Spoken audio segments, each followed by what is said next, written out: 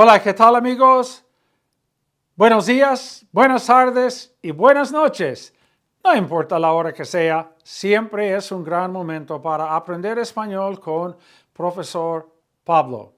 Today we want to take a look at weather expressions with the verb hacer. Now most of us already know how to say what the weather's like today. We just take hace and we use either the weather's nice, hace buen tiempo, the weather's bad, hace mal tiempo, it's cold out, hace frío, it's warm out, hace calor, it's windy out, hace viento, it's cool or chilly out, hace fresco, and it's sunny out, hace sol.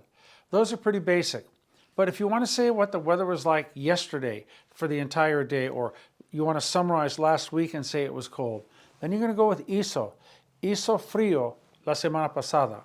If you want to say the weather was such at a certain point in time in the past, when I got to work, cuando llegué al trabajo, it was cold out, hacía frío. When I got to the beach, it was sunny. Cuando llegué a la playa, hacía sol. You're not saying for how long it was sunny or cold out. You're just saying at that given moment, you're describing the weather condition. So you want to go with hacía to say what the weather was like at any given point in time in the past. When you summarize and say what the weather was like, you would say hizo. For example, it was really hot last week. La semana pasada hizo mucho calor. You're summarizing for the whole week. Hará is it will be. Hará frío, it will be cold. Or you could say va a ser frío, it is going to be cold. These are basically two being the same. Hará frío, it will be cold. Va a ser frío. Now some people, for personal preference, will like to take all of these and put them in the progressive with the verb estar.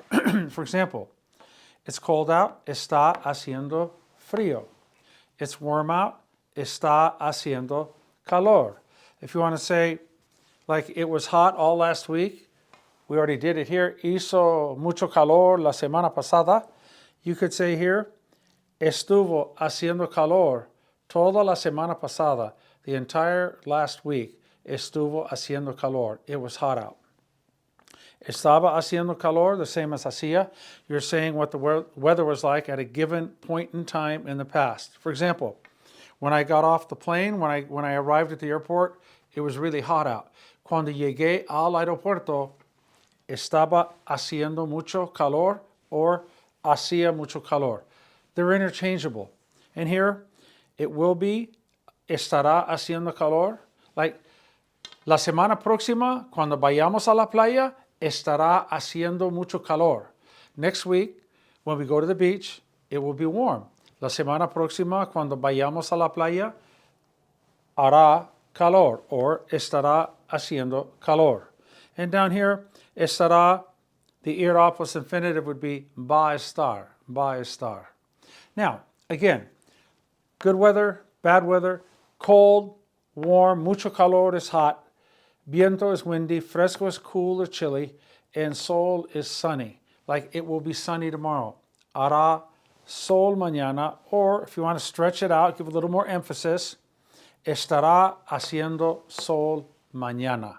Okay? Hará sol mañana is kind of like a weather report, a statement of fact. But if you want to reassure to someone that want to have an outdoor activity, you say, estará haciendo calor mañana. No te preocupes. Don't worry. It will be warm tomorrow. Now, un calorazo means hotter than the blazes, hotter than the dickens, hotter than Hades, hotter than heck, burning up. You're like, hace un calorazo. Okay? Really, really hot. Un friazo is really cold, freezing, like it will be really cold tomorrow. Estará haciendo un friazo durante el partido. You know, you watch games, right? Outdoor games like EPL, NFL, whatever it might be, and they're expecting temperatures below zero. You could say, para el partido estará haciendo un friazo. For the game, it's going to be freezing out. Estará haciendo un friazo, or hará un friazo. This puts a little more emphasis into it.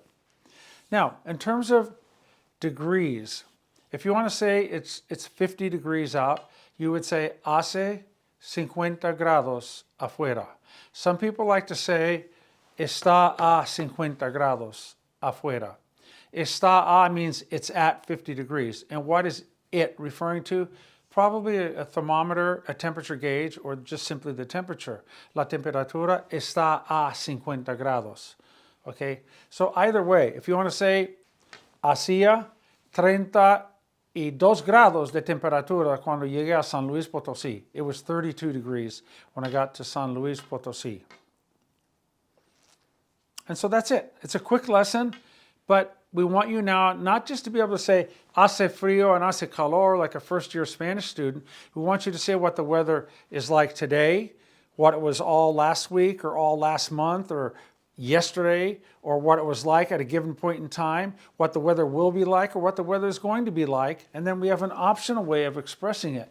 And we want to make sure you know how to say the weather's nice, the weather's bad, it's cold, it's warm, mucho calor, it's hot, viento, it's windy, fresco, it's cool, sol, it's sunny, it's burning up outside, hace un calorazo, and it's colder than, it's really, really cold out. It's freezing out. Hace un friazo.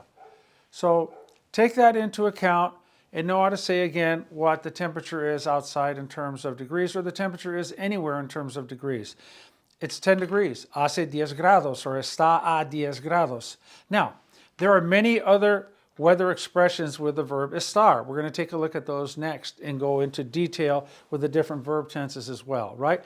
Tengan ustedes un gran día. Have a great day. Nos vemos pronto. Bye-bye.